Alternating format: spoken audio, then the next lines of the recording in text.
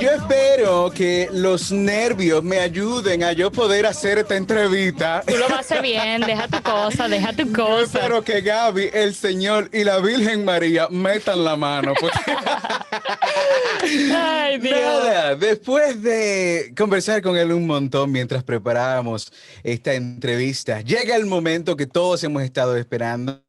Yo creo que esta entrevista la va a ver mucha gente porque es uno de los headliners del Isle of Light y yo creo que es para aquellos que aman el Isle of Light, creo que es la principal motivación, sobre todo para una generación específicamente, Ay, sí. la más nueva. Hablamos de la mejor y sin miedo a decirlo, la mejor banda de Neo Soul en el mundo está con nosotros aquí en Radio Bizarro. Me muero. Ay, Dios. El día de hoy estamos con Tom de Jungle. Hey, We Tom. made it happen. So look, I can't speak any Spanish, but I think that sounded like a slightly overblown introduction. It wasn't overblown. It was right, respectfully, how it should have been. Because I mean, well, you're very kind. Muchas gracias. Oh, we appreciate it. We appreciate Thank you, it. man. How you doing? Yeah. Yeah, I'm really good. We're just in the studio in London at the moment, enjoying ourselves. And then we get out on the road. We leave next Wednesday and we go to Phoenix, Arizona, and then we go to Florida. And then we come to the beautiful Dominican Republic. Uy. We're ready for you guys. Are you ready for us? I'm ready for a holiday, yeah. Looking for a holiday. Okay, so we would like to ask you this. What exactly were you doing before this interview? I was having a cup of tea, smoking a cigarette, and then we were just like making some tunes. So playing some piano, playing some drums.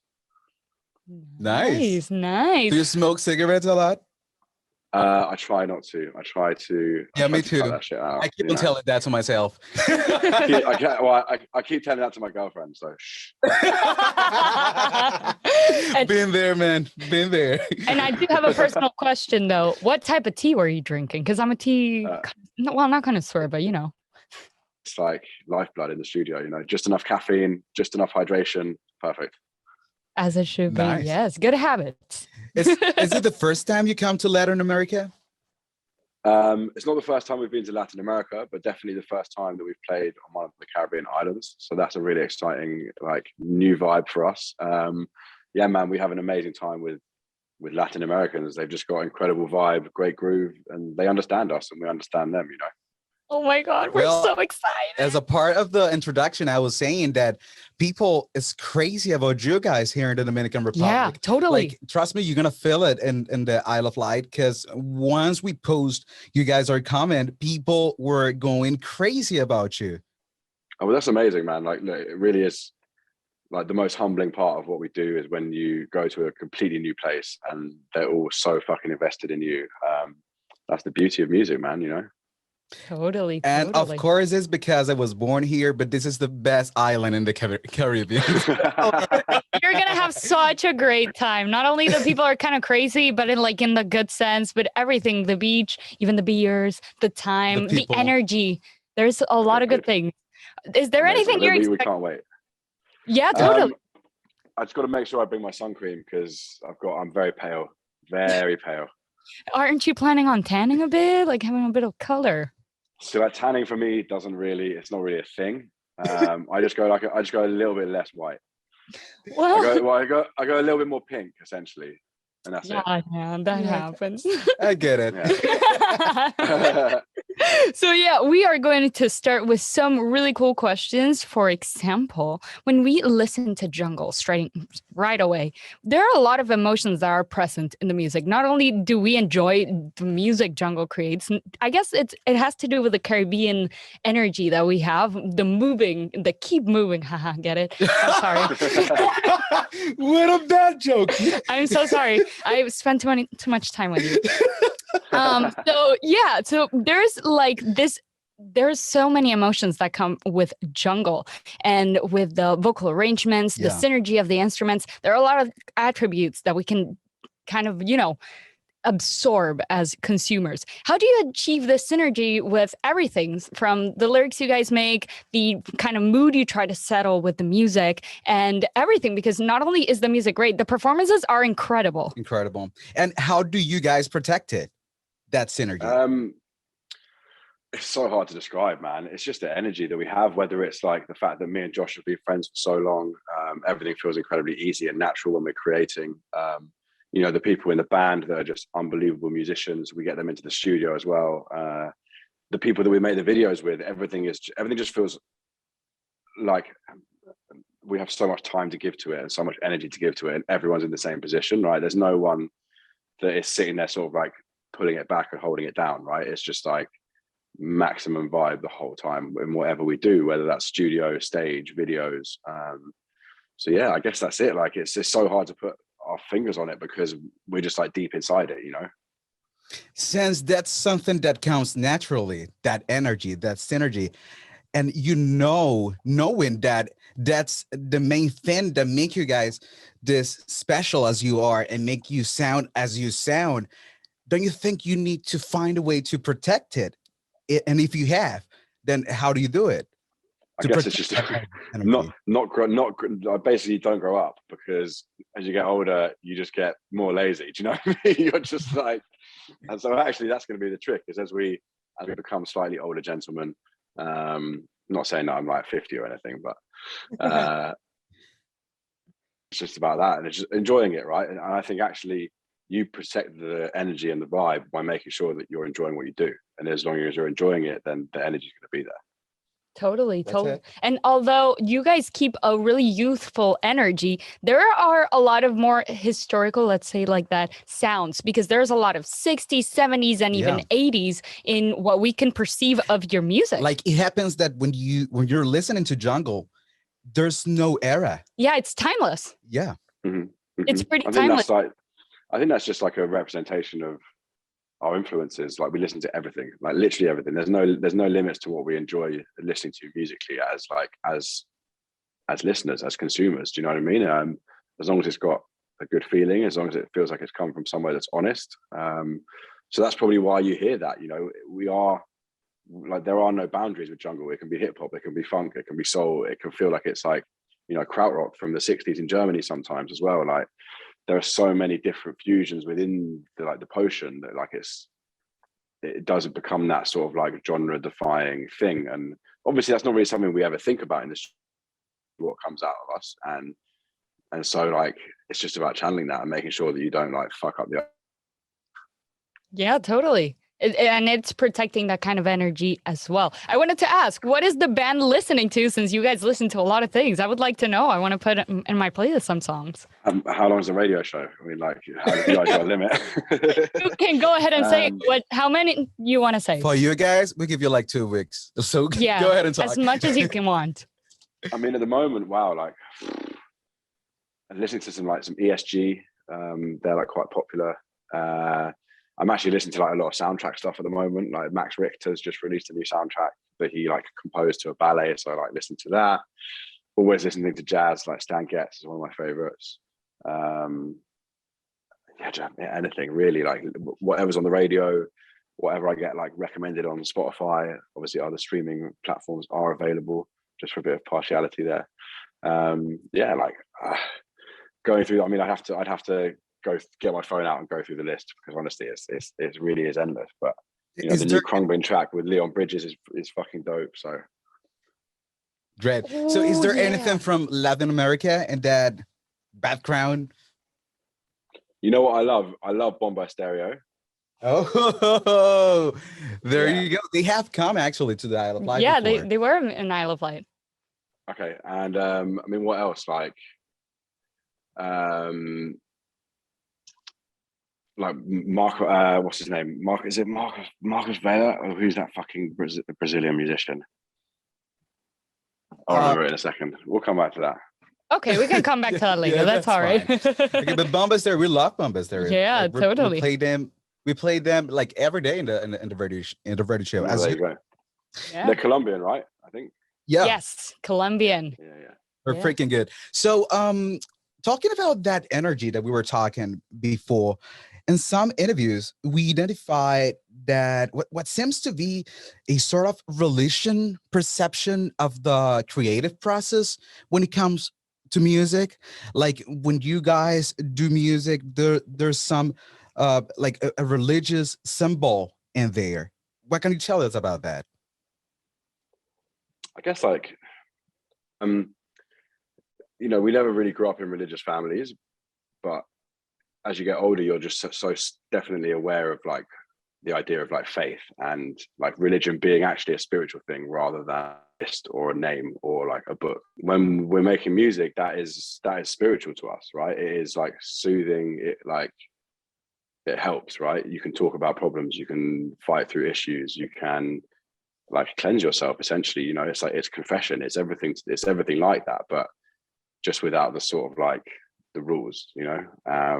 So maybe that's where you hear that, right? We are just not necessarily in like a traditional sense.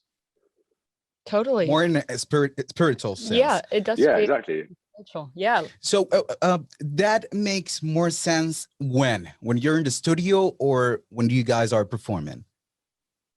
I mean both, and just in life when I'm listening to music, right? You're walking down the street and you're listening to something on your headphones and you see the sun coming through a tree in a certain way and you're like, wow, that's fucking spiritual, man. Yeah. You don't even need to be high to appreciate that. Obviously it's probably better when you're high and slightly more like vivid, right? But yeah, man, like that's it for me. It's like that connection between like your adrenaline, what's coming into your head, like what's like hitting your eyes, they all just like amalgamate to create something that to me religion, right? That's what I base my belief system on, is like that, those feelings. The other day we were talking to Amber Lucid, is one of the artists we play in the radio show, which is from the United States, and she said that before she started recording in a studio, she smoked like 3 blunts. Yeah, she needs to. Yeah. How does that work for you guys?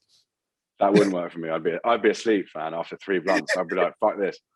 Get me a pizza and my PlayStation. Do you know what I mean? Yeah, man. Me too. You've got a microdose in the studio. That's what I've learned. It's just like very small little bits of weed, like occasionally stoned. You're just like, oh, I've lost all my energy now, you know? Yeah. Totally.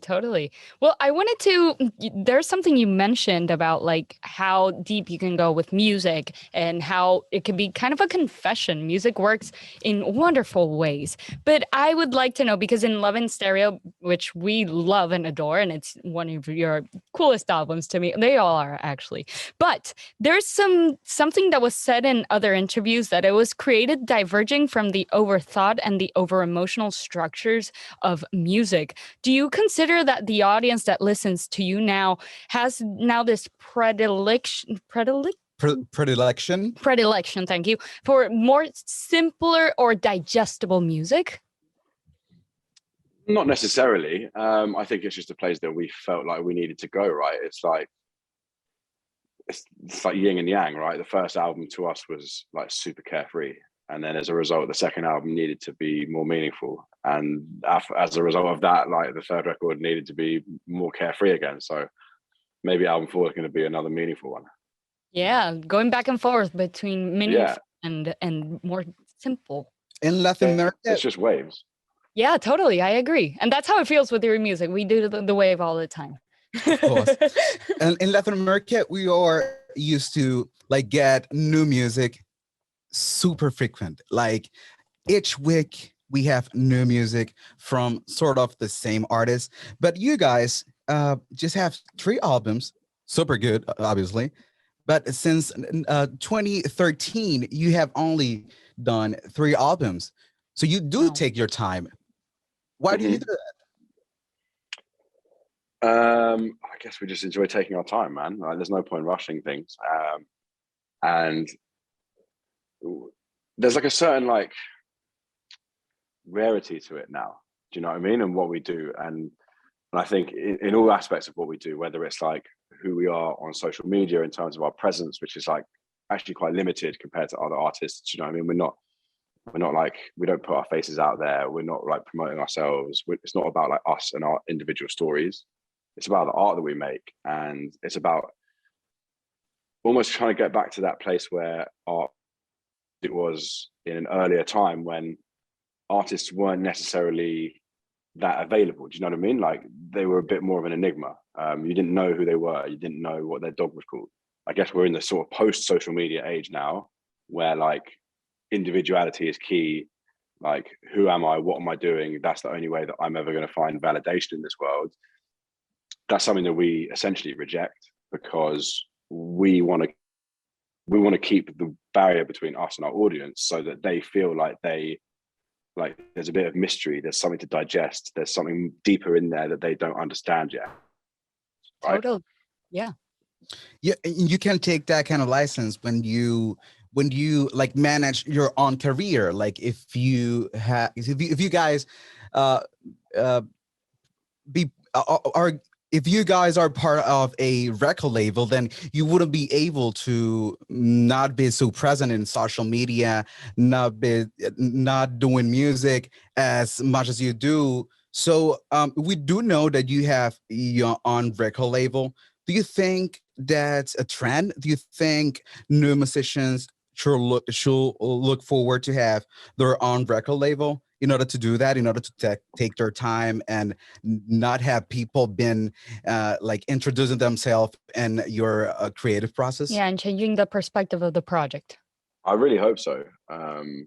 You know, we're quite fortunate that we're now in that position. You know, I'm not going to say that it's like something that is very achievable from like the start of your career.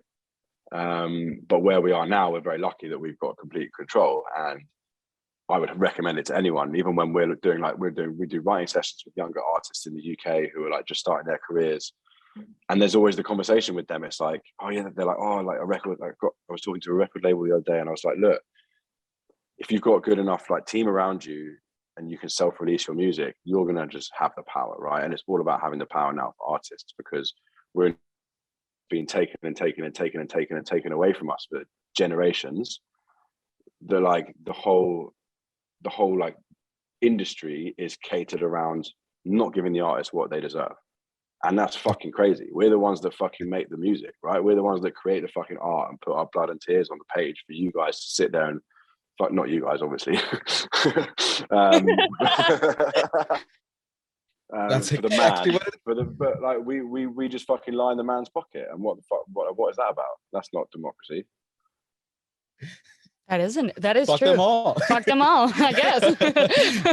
I guess the message is screw labels and stuff like that aren't going to that aren't going to protect the projects, because nowadays it's so hard to maintain a project to its core, you know, and that's something that has to be attributed to your band. You guys have stayed in the same line of coolness and really good music since the beginning, and it's great that you guys have a huge team, because it's not only the music, it's everything. Jungle is the videos, the performances, the dancers. It's the whole concept.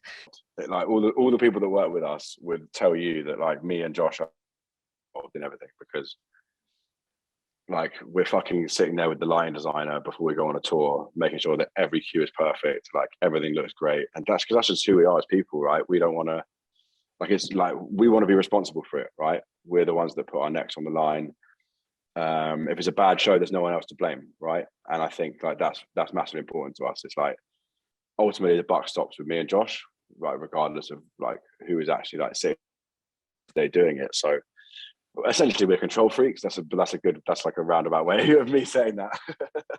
That happens. Yeah, but in the end, that's the only way you can actually have control of the brand. Yeah, assure that things are going to happen the way you want it to happen. Of course. And talking about happening, you guys are coming to the R. That's incredible. Like that doesn't feel real. It's actually a dream come true. What can we expect from Jungle and Isle of Light? In terms of performance. Yeah. Don't spoil everything. Yeah, so we haven't played any shows since October when we were on tour in the US. And look, it's our first time in the Dominican Republic. It's going to be like by the beach, which is obviously like one of our fucking favorite lyrics. Basically, the whole first album is about trying to play music on the beach. So the fact that we're now going to come and play music on the beach, that's like perfect, man. it's going to be a dream come true, not only for you, but for us too. So we do know that next June, you're going to be playing with Billie Eilish in England. How do you feel about that? What do you think about Billie Eilish music? Tell us about that. She's an amazing artist. Again, sort of what we were talking about earlier, like remarkably, she's a woman who has managed to really retain her power in what she does. Like 9.9 times out of 10, that sort of artist is going to get like over-sexualized by the music industry, or they're going to be like told to wear less clothes on stage by their management because like it's going to sell more tickets. But the fact that she is who she is and she's so strong in that, and she obviously has an amazing support network around her with her family, the fact that they're able to be involved, like obviously protecting her out there, just setting up someone to have, you know, I hope that I'm right in saying that she's going to be a female artist who has an incredible career, but also stays incredibly grounded and safe, I guess, because you see so many of these, like so many horror stories. Look at Britney Spears, right? Just fucking like taken into that conservatorship. Yeah. Shit, not allowed to do anything. And that's just like, what the fuck is that, man? That's like control. Like you can't let someone else control who you are and what you do. And yeah, she's amazing. And we're like, she invited us to come and play some shows in the UK with her in the summer. Just really exciting. Like I hope we can sit down and have a chat, right? That'd be fun. I wish it will be there. To be completely honest. So trying to, just the final question, trying to get back in track with the control question that we were talking about. I think that now artists have the knowledge of how important it is to have control of your own career, of your brand, of your music, and of your video style. And I think you guys are a perfect sample of how important is that. What can you tell Dominican artists in regards to that, and in regards to being honest with the type of music they feel in their hearts? I mean, essentially, you've said it already, right? It's be honest to yourself, be honest to what like you believe that you should be making, and like trust yourself to the point where you don't need to ask for people's advice, right? You should just be making your music and enjoying that. And if it's coming from a place that's honest enough, then people are going to relate to it and people are going to pick it up. You know, I think the worst thing you can do is like write a song and then ask someone if they think it's good, because you're asking doubt, right? You're sowing a seed of doubt in their mind. Like, is it good? You should be like, no, this is good. Enjoy it and walk away, right? The less people that you can have influencing that and influencing your creative process is like, that's better, right? Because you learn to trust yourself and you refine your own taste, right? And I think that's one of the most important things. Be unapologetically yourself, and that's what we're gonna be in Isle of Wight. When you guys are here, I'm gonna go down. Like I'm gonna dance so much. It's so. Thank you very much. You owe me 7 beers. I won't forget that. Yeah, you'll have them, man. You'll have them. You'll have. Thank you very much, Tom. It's been a huge pleasure for us, and hopefully later on we'll have the time to talk longer with you, maybe about music, about producing. Yeah. I don't know. There's so much to know about jungle sound, but obviously, in order for you guys, lo que están escuchando, para conocer más de el sonido de jungle, tienen que estar ahí el próximo 12 de marzo 2022. Jungle, la mejor banda de neo soul del mundo, va a estar ahí y usted no se lo puede perder. Thank you very much, Tom. Thank you, guys. Take it easy. Take it easy. Bye-bye. Bye-bye. Bye.